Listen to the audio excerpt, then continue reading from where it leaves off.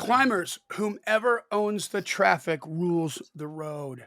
We're going to unpack a Billboard article about Taylor Swift that will or should shock you and excite you. Right now, you, the indie artist, still have a massive advantage over the big labels, big management, aka big money, if you adapt before they do. You still have Blue Ocean, but you must adapt before they do.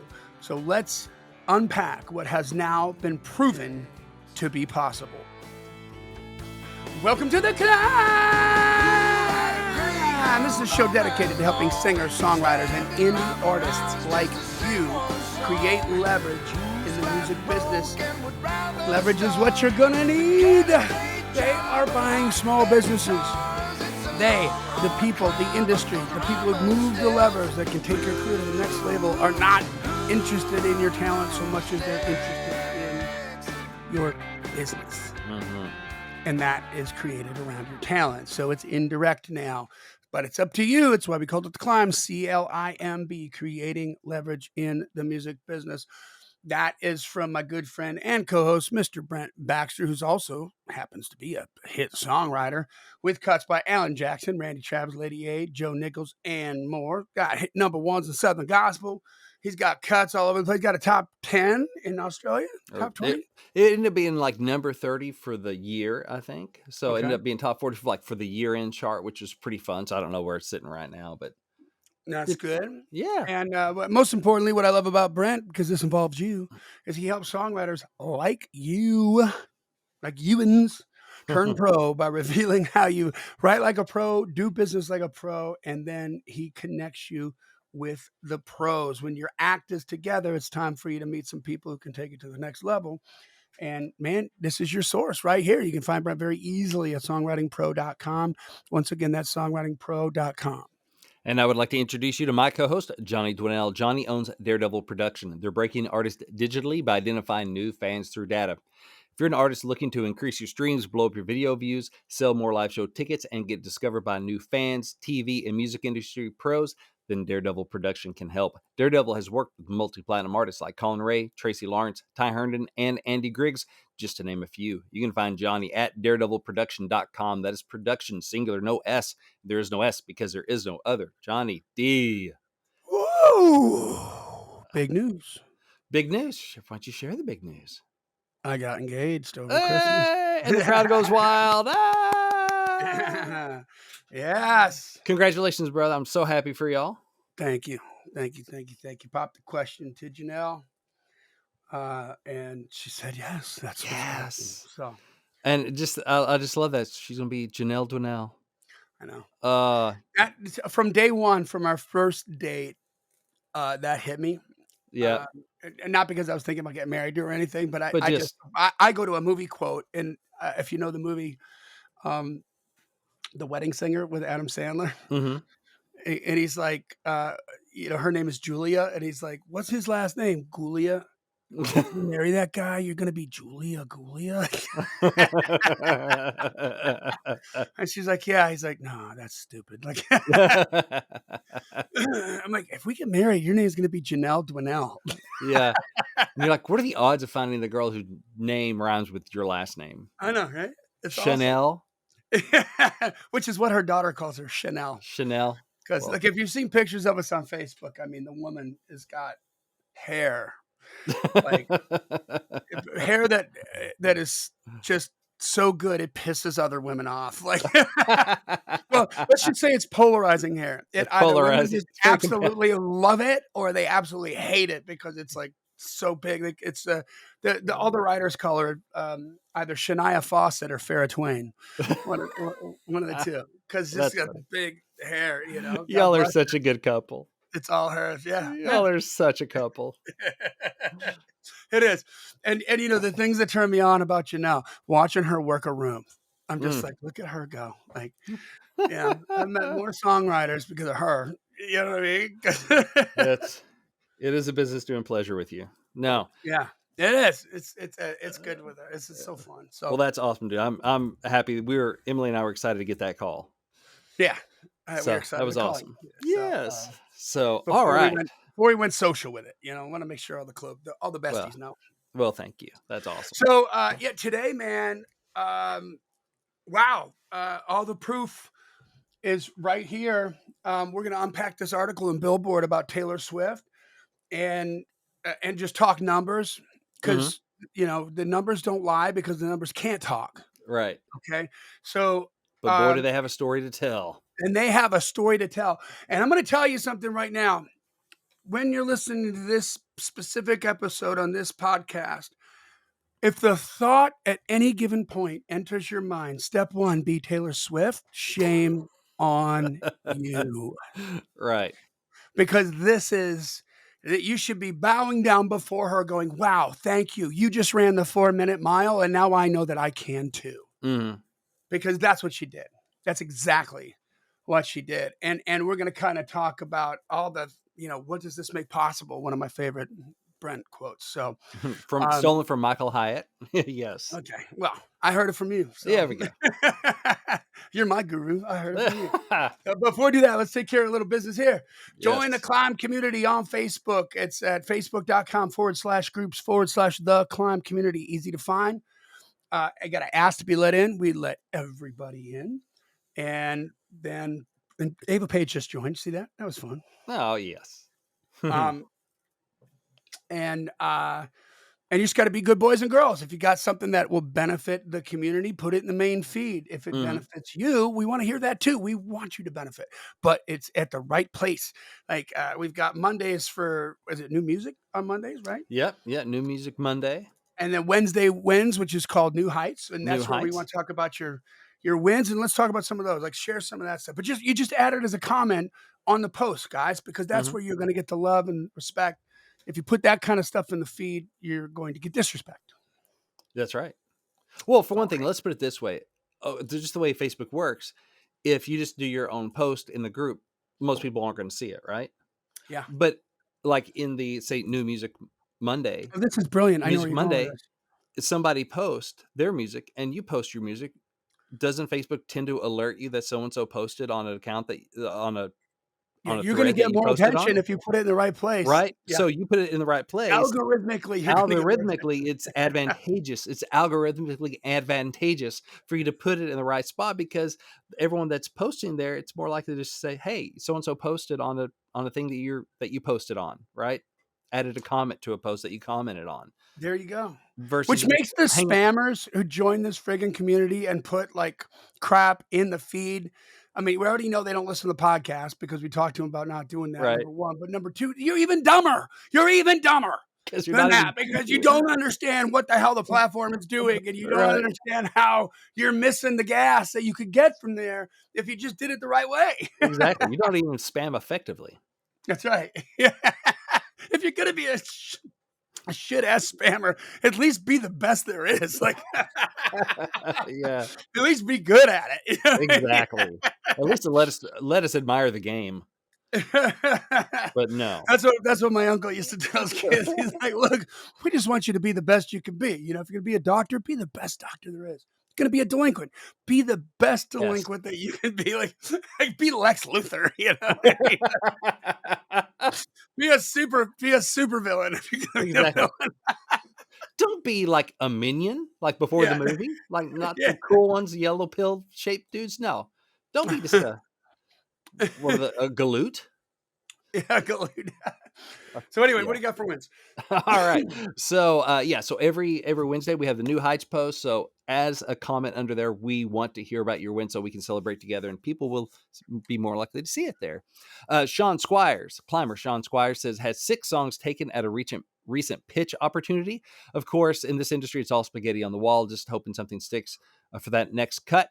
Have to keep that head down and drive forward. Keep writing, y'all. So yes, Sean, congrats on that. And good luck. And so, Sunday Joe and Taylor Hughes are giving them shout outs as well, because why they saw it because it was in the right spot. Let's see here. What's another one here? And hold on, shout out to Sunny Joe. She just got a hold from one of your play for publisher things, right? Well, yeah, she had a song in the on hold stack. So so the Sean thing, that was a different pitch opportunity than what we're doing at Songwriting Pro. And but Songwriting Pro, we just announced our top 10 and on hold songs for the upcoming Play for Publisher with Michael August, Mm-hmm. C.L.I.M.B guest song title challenge. Yep. Over at Demolition Music. So found the 10 songs and the 10 on hold songs. And so Sunday Joe had a song, I think, in the top 10 and also one in the on hold or something like that. So anyway, so good stuff going on there. And Good. several And climbers in there. also our limey friend. Oh, yeah, Paul DeMarco. I mean, we had Yeah. several people. I mean, Tracy Richardson has a song That's in the not top derogatory, 10. is it? Like I, DeMarco would laugh at that, wouldn't he? I'm assuming he would not be offended, but hey, DeMarco, if Johnny's getting out over his skis here, let him know, okay? That was supposed to make you laugh, Paul. If that's offensive in any way, I immediately regret that decision.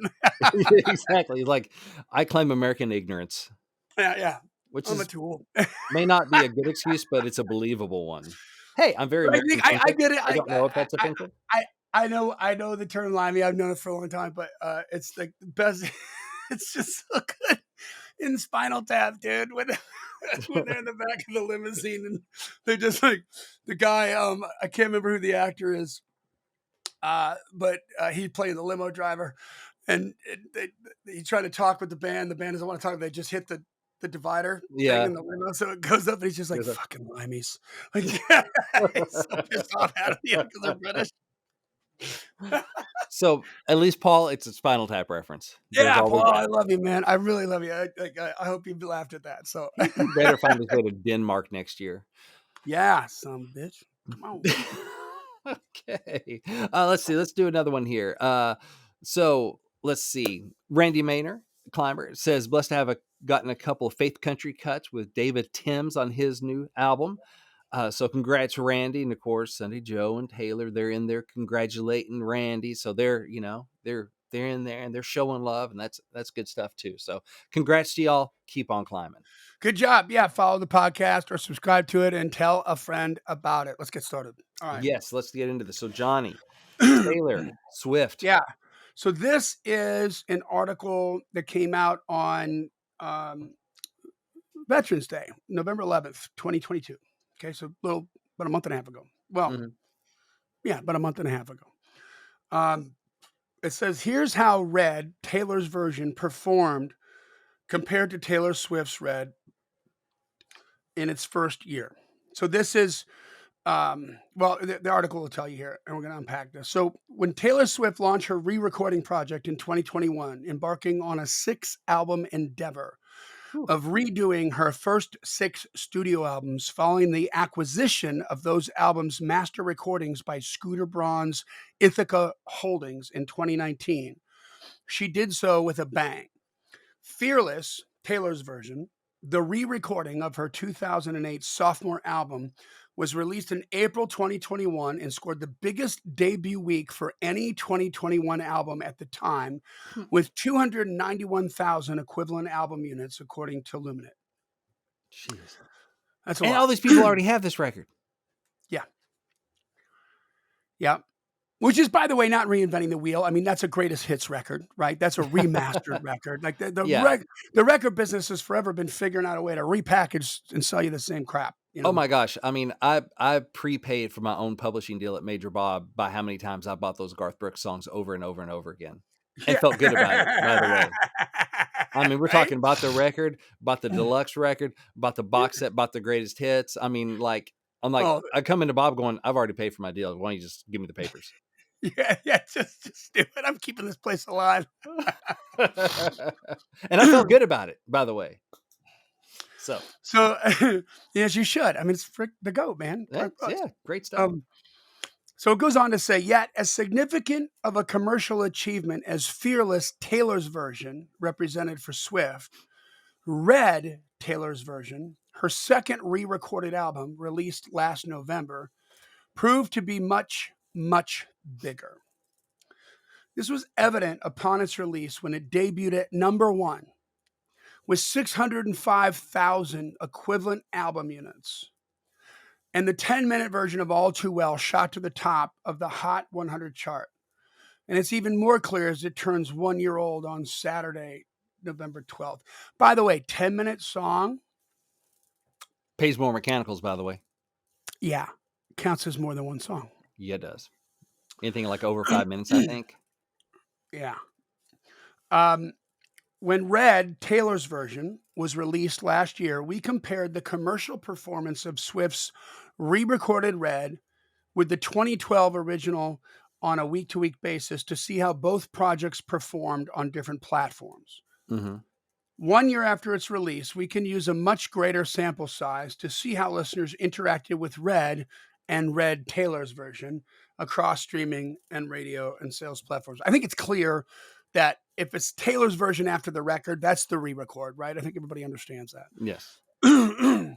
From its release day of November 12th, 2021 through the most recent tracking week ending November 3rd, which is 2022, Red Taylor's version has earned 1.94 million equivalent album units, so it's almost double platinum, according to Luminate, while the original Red has earned 220,000 equivalent album units over the same time period.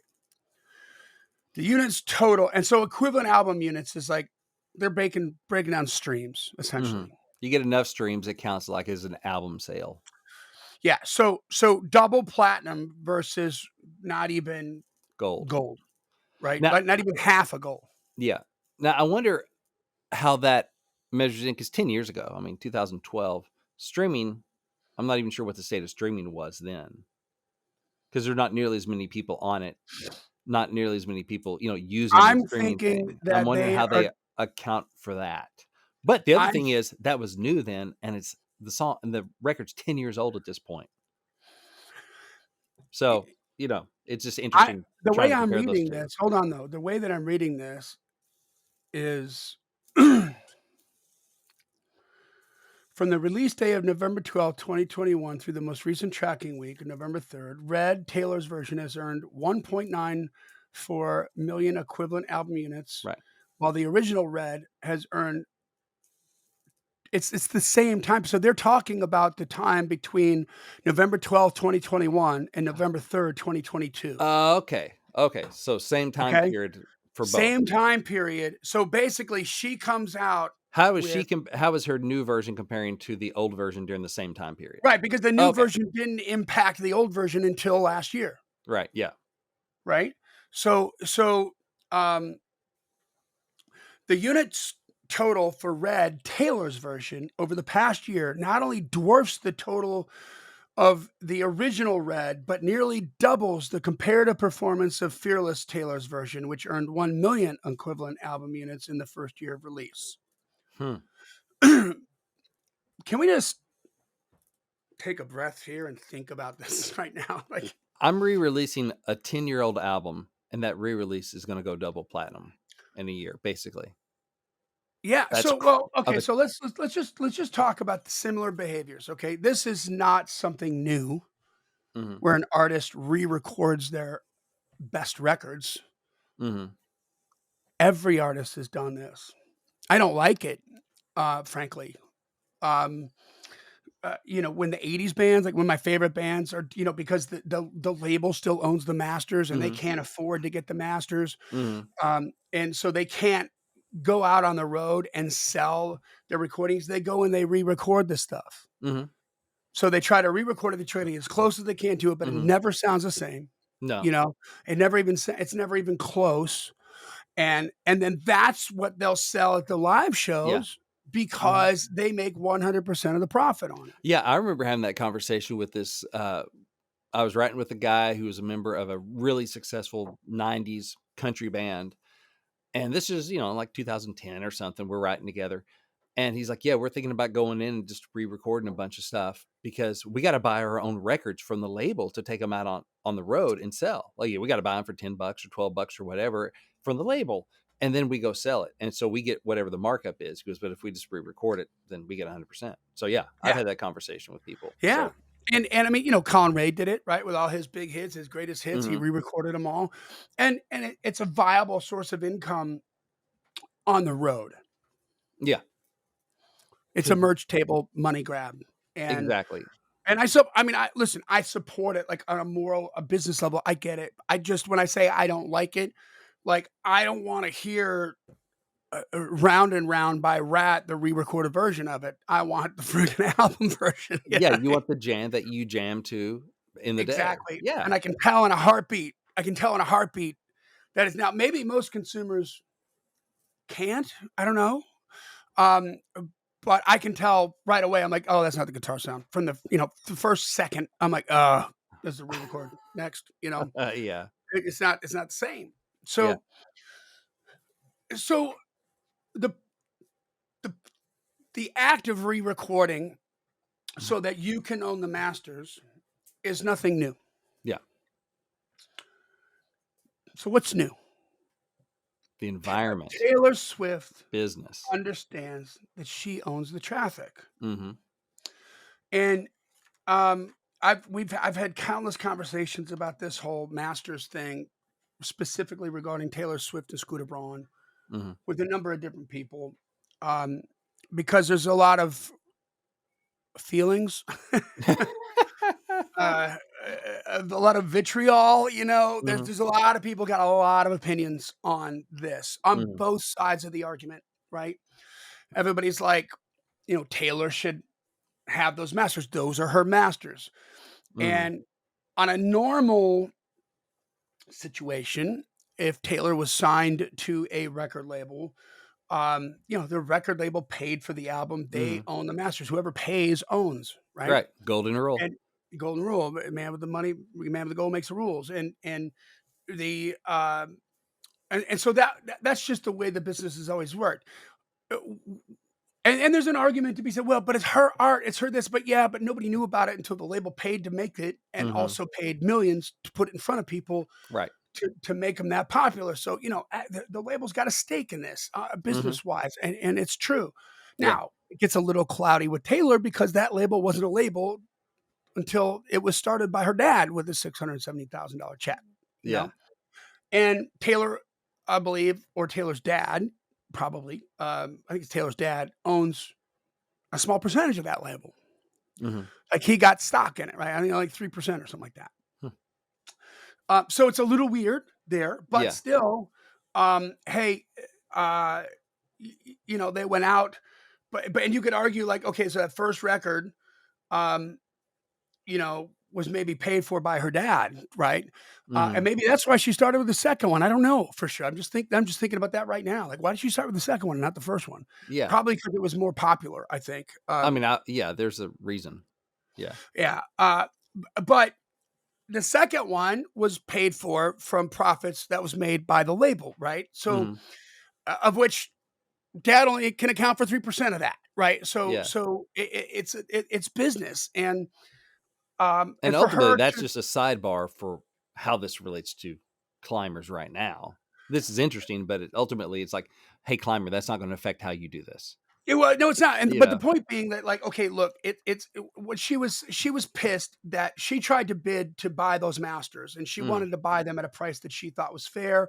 Scooter Braun came in and overbid and got them, and she not only was pissed off about not getting her masters, but she also does not like Scooter Braun. She's got beef Mhm. with Scooter Braun. Okay, Scooter Braun is huge. He manages Justin Bieber. I mean, he's a big deal. So so she's not happy with that, right? So she said, okay, out of spite, Mhm. there's a bit of spite in there, I think, Yeah. she's like, F you, I'm gonna re-record these. Mhm. She threatened to do it. And then she did it. So, Man, you talking about torpedoing the value of what he just bought. oh, Oh, cut him off at the knees. and so before Taylor Swift, BTS, before Taylor Swift. Oh, I thought you were talking about the Korean the K-pop band.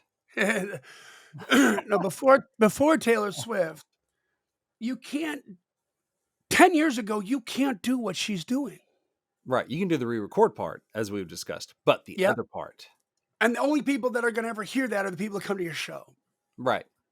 or the people, the hardcore fans that maybe go visit your website, Mhm. but, because maybe you're selling them on your website. Mhm. But But not you're the not fans gonna that pick get them up that at in front of Walmart. an audience because there's no marketing behind it, right? And what's Mhm. marketing? Marketing is reach and frequency, and you Yep. have to be able to reach millions of people, okay? And what made the label so powerful and I'm using the past tense in this sentence, pay attention. What made the labels so powerful was two things back in the day. Number one, it was cost prohibitive to make your own record. Mm-hmm. So you needed a bank to do it, right? Mm-hmm. That's not the case anymore. Yeah, which is a lot of why those re-records didn't quite sound the same. Part of that Yeah, too. but even now though, like the It's new still, Taylor Swift re-recordings don't sound the same. You know what I yeah, mean? Like, I mean, she's got all the money in the world to do it. It's not about the money. It's like the magic. It's the room. It's the players. It's yeah. what happened on that day. Hey, what you And had for breakfast? yeah, you freaking You know? can't redo it, man. You know, you Yeah. can't. So the I lost my train of thought there for a second. Oh, Where sorry. was I? Anyway, back in the day, it was cost prohibitive to Oh yeah, it's record cost your own. prohibitive to do it. So that's number one. But number two is you weren't going to get to an audience without radio. Mm-hmm. And they were the gatekeepers to radio, which is very limited real estate. We've talked about this. Mm-hmm. Okay. So Taylor makes this threat because Taylor knows that she has an audience that listens to Taylor. Mm-hmm. And she said, don't listen to that old crap. Listen to this new crap. Yeah. You know what I mean? Right. And I'm the not trying to be story. derogatory with the word crap. I'm just saying, like, this is the new product. That's the old product. You want the new one. Right. Well, and the story. And the Like, story. her fans are Good not just point. pro Taylor Swift, they're anti Scooter Braun at this point. Because Mhm. now it's, are you team Taylor or are you team Scooter? And you have to have reach and frequency to share the story of that. Because I think the story of that is so powerful, right? For her fans. They're going to be like, Such a no, good I point. am not going to listen to that old version out of principle. Yeah. And that's, you have that, she can tell that story because, yeah, it's in the news and stuff. It made like mainstream news, but also through her media and everything, she can tell that story. Yes. Which is part of, because she has traffic and she can get to that audience and tell that story. And so back to traffic. I mean, Mhm. keep in mind when they're talking about 1.94 million equivalent album units, they're breaking down album units as it's now become a derivative of traffic. It's like how many streams that she had Mhm. that equates to 1.9 million equivalent album units compared to how many streams the original album had that's owned by Scooter Braun. Mhm. Okay. And she has redirected the traffic in Yeah. a very, very big freaking way. Yeah. That is unheard of. Unheard of. So digging deeper into the numbers, Red's Taylor version earned 1.5 billion official US on-demand streams over the past year compared to 280.6 million streams of the regular Red. 1.5 billion versus 280 million. So that is 5 times Whew. more. Right? 4 times more. 4 to 1. Meanwhile, the re-recorded Red scored 784,000 in album sales over that time period, while the original Red sold 17,000 copies. Oh my gosh. Red, Taylor's version also dominated Red in terms of radio play over the last year. Holy crap! She even got him on radio.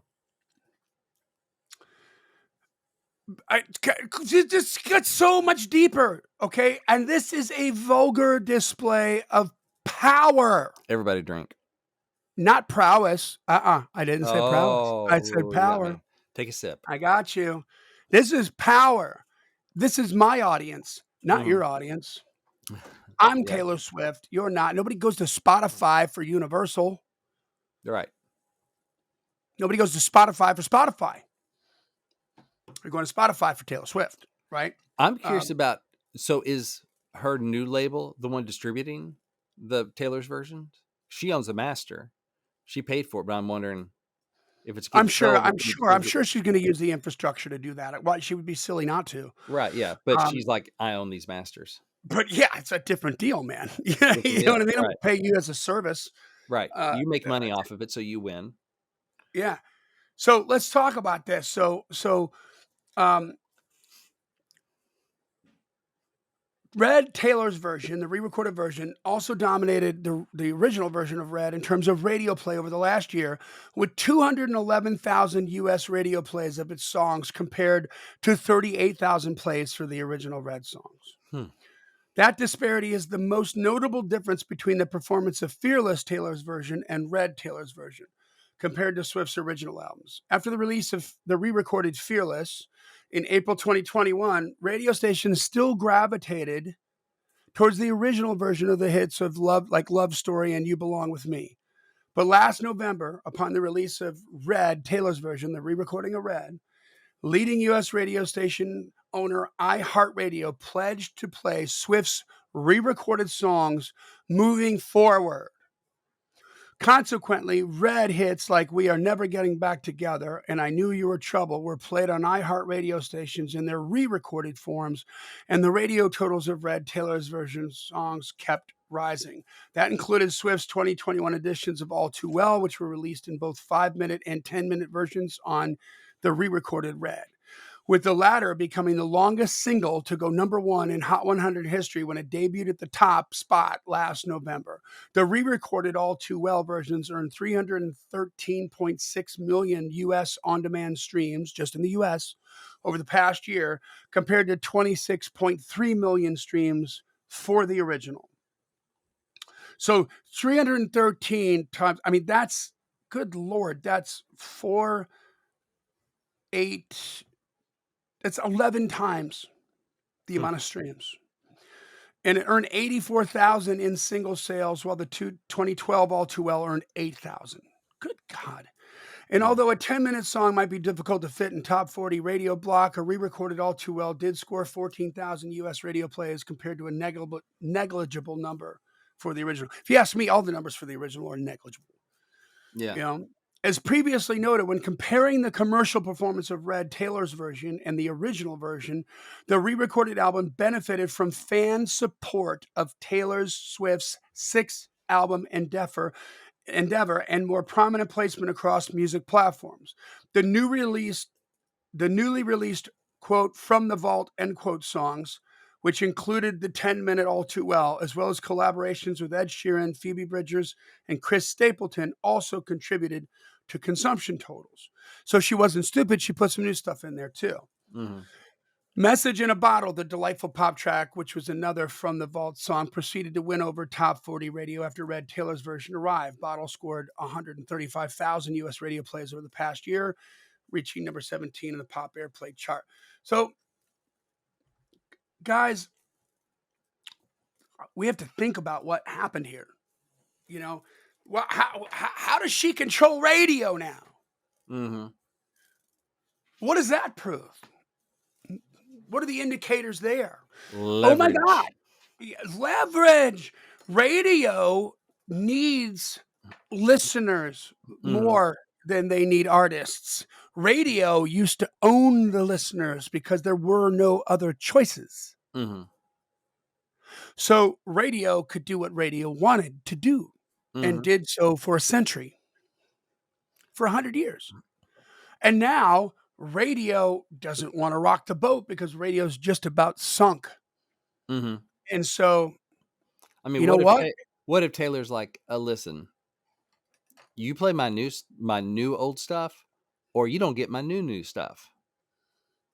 Yeah. And they'll just go to She streaming. could have done that. And also, I mean, they just looked at the traffic on Spotify, and they're like, what do the fans want? Clearly, the new stuff. Yeah. So if we don't want to lose a bunch of fans every time they want to turn our radio off, every time the old Taylor version comes on, which we can't afford, right?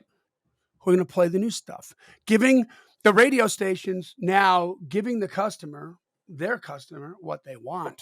Because who's going to call the radio station for like, I feel betrayed because you played Taylor's new version, not her old version. I'm Team Scooter. Nah. But you might get calls about I'm Team, Swifty. So play the new old stuff, not the old stuff, because I feel like a betrayal of her. Not even listening. Yeah. You guys, this is incredible, right? So right now, you have just an incredible amount of power We have stated this. I want to restate it until you understand that this is unprecedented. You have a blue ocean, all the big money, all the big labels, all the big artists. They're not in your feed. They're not promoting in your feed. Mhm. I mean, But you can be promoting in their feeds. I've told the story before, but I'll reiterate. I was doing some research on, trying to write something for Billy Currington, so I went to his website. I think it was Billy Currington. Went to his website. On the website, clicked on the video for his latest single, and so just raised my hand digitally, like big and bold. Went to the website, went to the home planet, watched a video. So I'm just doing research here, and then I hop on over to Instagram or Facebook. At some point later that day, and I hear the dog that doesn't bark. I'm like, where's Billy Currington? Like, he Yeah. should be in my feed right now. He should like be blowing up my feed right now. Yeah. Going, Try doing that on Amazon, going to look at a pair of shoes on oh my Amazon, gosh, and then go to Instagram or Facebook or hmm your Gmail account or your Yahoo account, and you're gonna see that product. all That over the same place. picture you looked at hmm They're like, everywhere. yeah, like until you buy from us, we're not going to let you forget this, right? This is But what Facebook ads does, people. yeah, and Currington didn't show up. I was like, man, they don't know that I'm just checking it out for professional reasons. Yep. I could just be like, just discovered whatever song of his. I want to find out more. And I'm hungry for new Right. Billy Currington stuff. And they're not letting me find it, or they're not serving it up for me. It's like, oh my gosh, how are they missing the boat on this? It's not that hard. It's not that hard. Look, this is astounding. It seems, I think, to some degree, for the deep thinkers that are listening to this podcast, they think this is like too stupid to be true. Yeah. That makes sense. Like, hmm like it's so freaking obvious, but that is not the way that it works. Yeah. Because what you're missing is the dynamics of really, really big organizations. hmm They can't move that fast. Yeah. Which is sad because it's been years now. There's no excuse. But They can't move that fast. their loss is your gain. I mean, Almost. listen, everybody at the big labels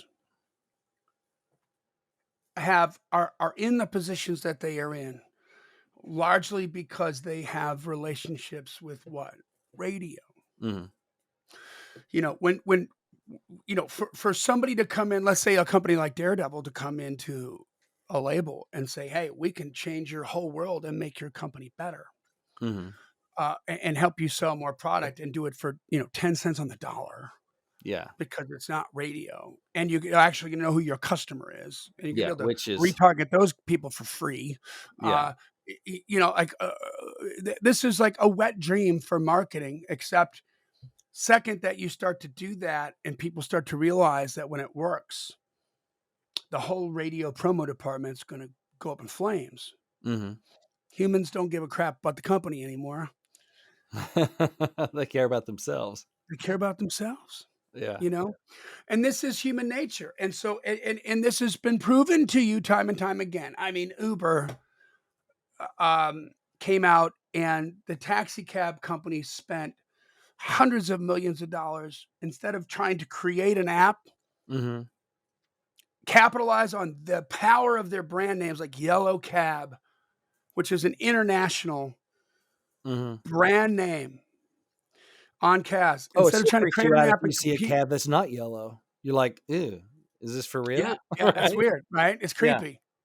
Yeah, and instead of doing that and trying to compete, they spent all that money trying to do what? Eliminate the competition, hmm because that's human nature. We don't understand that, so that has to go away. hmm And why? Because it goes deep, right? Do you know how much it hmm costs to get a frickin' token to be able to be One of those allowed to medallions. drive a Yeah. taxi cab, a medallion in New York City? It's A like, I think it's lot. like 60 grand. And every time one of those happens, a politician gets a kickback, and so does I'm sure, some mafia dude. You know what I hmm mean? So it runs deep on the money chains, and everything gets disrupted. So it can't adapt. hmm You see what I'm saying? It can't just change because it's the right thing to do. Even and I don't mean morally the right thing to do. I mean, like, we're going to be sunk if we don't adapt. No, we're going to ride this ship down. All the rats are going hmm with it, you know? Yeah. And it's the same thing. in the record business, right? There's just too much interconnectivity and money flowing both ways, coming back, going forward, Mhm. and all this kind of crap for them to be able to switch like that. Hey, And Johnny, I hear that you're considering changing the business model. yeah, I'm yeah. not sure where as I fit in here. Yeah, that's right. So we've got this new contract for you, and either your brains or your signature are going to be on it. You choose. You know, Right. I mean, that's it. So they're not going to stand for it, right? And so, guys, why are we saying this? You still have this huge window of opportunity to pull your head out of your ass. Stop complaining about how you don't understand TikTok and you don't understand social media, because that Mhm. is the biggest blessing that has been put on your lap ever, ever, because you have reach. You can effectively reach half of the people on the planet. Mhm. And but you got to figure out how to do it. I mean, I was telling you about how I prepaid for my publishing deal. Um, Capitol Records, which is Garth Brooks, label Mhm. forever till he started his own thing with Pearl, but they had no idea who I was. I bought all those records, Yep. all those albums, CDs, box sets, hits. No idea who I was. Could not Yep. find me if they wanted to. Yep. Best they could do is put up a banner in cap at Walmart. I hope I walked by it. Put some on, put stuff on the radio, but they couldn't find me. It's so crazy. It's so crazy. I mean, if all the labels, right, just took all their best artists, their top 20 money making artists, and put out email capture and device capture Mm-hmm. marketing strategies. Since the label owns the freaking, they would own all those emails, Mm-hmm. right? And then now we have a new artist. Well, this new artist, you know what? If we put this new artist out on tour with Tim McGraw, his fans would love this new artist. Yeah. So let's put out an email and let's send him an email and free. It's free. Mm-hmm. No. What we're gonna do is we're gonna spend $400,000 putting this artist on radio tour, I know. It's so dumb. where he's gonna go around and try to convince all the program directors across the country to spin their song. Mm-hmm. This is like, good God, this is you guys. You have to adapt. You have to adapt. And here's where it is. Like, it's your traffic. You own the traffic. I have a And by the thought. way, get the download. Hold on to your thought 1 second. Get Okay. the download. Get giftfromjohnny.com. Before I meant to mention this at the beginning, but I didn't. Mm-hmm. Giftfromjohnny.com. JOHNNY. Whomever owns the traffic rules the road. Learn this. Live it. Love it. Learn it. No, you were going to say. Sorry. Well, yeah, just so many young artists, they basically have to pay their way onto a big tour, right? Yeah. It's kind of paying their way on. Well, I mean, even if you get paid, like even if the headliner is going to pay you, it's not going to be enough to cover Yeah. the expenses of touring. So It's you an still need investment. tour support. Somebody's It's got to an come out of investment. pocket. Yeah. So it's like if they have, say Tim McGraw over at whatever Big Machine now, I guess where he is. It's like, okay, hey, this new artist on Big Machine is basically going to buy their way onto your digital tour. So, Yeah. hey Tim, why don't you film this video? Hey, I'm here with my new buddy so and so on Big Machine, and he's got a new single out. It's awesome. Like, could you pay for that? Like, you have them open for you. You're promoting them. You're helping grow their career. Could you do that digitally? And then all the Tim McGraw people on your list, because you've done the digital stuff, the text capture, all that stuff, and they're like special message from Tim McGraw, and they're like, "Ooh, let me click on that," and here he is. Yep. Putting this other dude over for the label, and he's getting paid to do it, Cross and then promoting. all of a sudden, oh, let me check out this single, and more people heard it, and here's a snippet. Do you want to download this, or do you want a version of this? Me doing the duet with Tim. Oh, I'll download that for free. Now they know that you're also interested in that artist, that new artist, and now they start dialing down. Just come on, people. Yeah. But they won't. Why don't they do that? Because you know what? They're still working with radio. And radio real estate is so precious and so limited You guys that are trying to if make I'm someone Tim famous McGraw, instead of if I'm Tim McGraw, I don't want to help this freaking guy out because maybe he's going to end up kicking me off the radio. right. The way that Tim McGraw did to, Dolly Parton. Mm-hmm. Think about that. There are only so many spots. Think about Garth. Garth ain't on radio anymore. No, Not like he used to be. right. His old songs are, they're going to spin those every once in a while, but they're largely dominated by the new artists. Garth can't get back on the radio. I have seen Garth begging program directors at CRS to put him back on the radio. The GOAT. I I was sitting around a campfire with Matt Klein last night.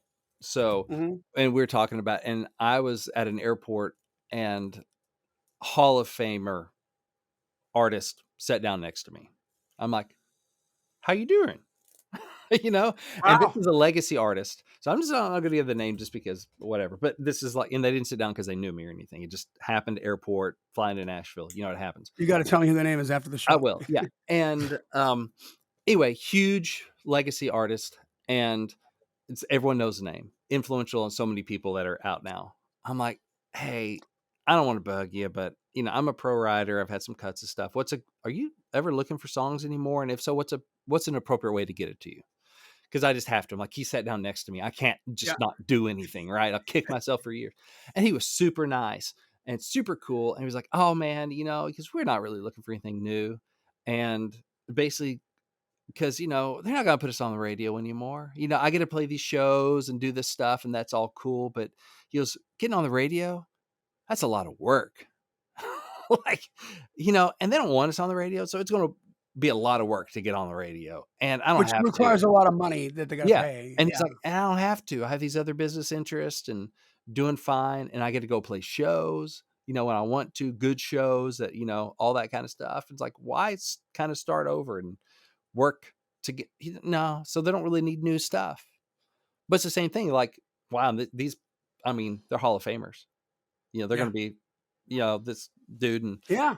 So yeah. do you see, like, if Garth Brooks is basically pandering to CRS, to the program directors, to ask to put him back on the radio, the GOAT, that's the GOAT. Mm-hmm. Okay. Then, why the hell does somebody like Tim McGraw, who's currently on the radio, Mm-hmm. want to help a guy beneath? Like, hey man, the sun is setting on Tim McGraw, right? Like, Yeah. let's be honest. Like, Yeah. the sun is setting. He's had a great career. There, he's right around the corner from being right in Garth's position and Mm-hmm. not being on the radio anymore. Why does he want to help that? Yeah. Why does the label want to help that? Yeah. Have you thought about that? The label doesn't want it anymore, and Tim McGraw wants it Mm-hmm. because that's the moneymaker. That's the cash cow. We're gonna ride that surfboard in the show. We're gonna try to get these new people on the radio, but I certainly don't. I want that to happen naturally. I'm not going to ask my number one artist to basically fall on the Step sword aside. Yeah. and give up their real estate, because there's only, before a new Tim McGraw song gets on a playlist at a radio station, even though everybody says yes, and they're going to put the new Tim McGraw song on because he's one of the biggest stars there is right now, somebody else's song has to come off Mm-hmm.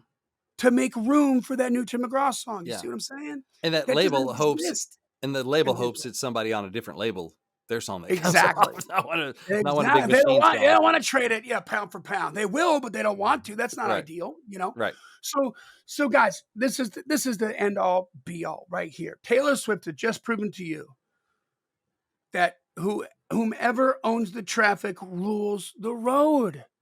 She owns the traffic because she's the artist. Before Taylor, okay, but 10 years ago, you couldn't do what she did. Right. 10 years ago, you could not do what she did. That was 2012. Mm-hmm. 10 years ago was 2012. And Spotify has only been in the United States for a year. Wow. Then in 2009, it came to America in 2011. Mm-hmm. So it took 6 years or 7 years or 6 years, really, for it to be kind of embraced and work its way into the public lexicon, into pop culture, right? Into people changing their consumption habits to listen to streaming instead of listening to radio. So you couldn't do what she did before, but now she did. And Mm-hmm. so the lessons learned here are, you need to focus on the traffic, because I want you to be as big as Taylor Swift. But if you're trying to play the old game, you're so far behind. I mean, Yeah. it's just never going to work for you. You have got to adapt. You have got to think about this differently. And then, my goodness, the power that you have because you're the artist. I mean, this is why the deals are going to change Hmm. at the record. Oh, do you think that the record industry didn't read that friggin' article and stand up and pay attention? Oh yeah. Like, holy shit, what's to stop? Is there a clause in a record contract that says I can't go out and re-record this crap? My damn self? They might try to start. I don't know. That's a really good friggin' question, isn't it? Yeah. Like, who owns the publishing and can it be blocked that way? I I mean, mean, I don't wow. know how you could do that publishing wise, but who knows? I don't know. So what's to stop Tim McGraw from just doing the same thing? Hmm. Yeah. Other than, hey, he's got a good relationship with his label. They're Mhm. both making money together. He Right. doesn't want to rock that boat. And clearly Taylor was in a position to do that because she's on a different label Hmm. than who own the masters, right? And Right, so exactly, this label doesn't give a crap about it. And to your point, Brent, I think she probably, had to deal with that. There was money to be made on Universal there, Hmm. through distribution and everything. And so they're gonna take advantage of that. Right. And they're making probably, 10 or 15% on that. Hmm. Through distribution. So there it is, guys. I mean, you have the reach. You have social media. You have the reach and frequency.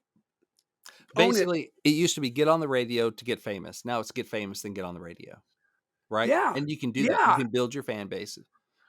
And you can't become a legacy artist because you're not allowed on the radio anymore. Hmm. It's up to you. Yeah. Right? To cultivate that garden, and you can continue to cultivate it because it's on digital and you have access to all of your fans and Mhm. everything that you can do. And the labels can't switch fast, but they will switch. Mhm. Right? And what's going to exacerbate it is when the radio stations start going under. Yeah. That's what's going to start happening. It's going to start happening in the next 5 years, where big radio stations are just not going to be able to afford to be on the air anymore Mhm. because there's not enough listenership, which means they're not getting enough money on the ads, which means they can't afford to pay for the FCC license and the overhead on the building. It costs us, some of those stations, like $1 million a month to be in business. Okay. And so, already you have stations where it's 1/3 of the staff doing 3 times the work for half the pay Mhm. because there's no money. So it's sinking. This is real. It's sinking. So as soon as radio starts falling off and going out, well, then guess what? It doesn't matter how the radio promo department, the label, feels about it anymore. Mhm. They're just not going to have a job. Yeah. And then then the labels will be forced to adapt. Okay, so when all that money that they have starts flooding into your freaking blue ocean that you Mhm. have right now, then you're back where you were. You're back where Yeah. you were right now, trying to play the radio game. You don't have enough money to compete. But right now, you do. Adapt first. End of rant. There we go. All right. So Love it. download the download the PDF. It's free, guys. Whomever owns the traffic rules the road. Learn the ins and outs of why this is the way it is and start putting together your plan. You need to be promoting digitally. You need to be promoting, Mhm. okay, organic feed posts that's not promoting. Right. That's window dressing. That's you putting up mannequins with your cool clothes that you just made in the window, and people are going to see that, and that's effective and it's important, but only for the foot traffic, for the people who come and look at it. Yeah. Okay, but you're not getting them to the store that way Mhm. through window dressing. So own it. All right. That brings us to the end of another Kill or Climb episode. All right. Follow the podcast, join the Climb community, tell a friend about it. This podcast exists because we want you to win. So keep on climbing. And we'll see you at the top.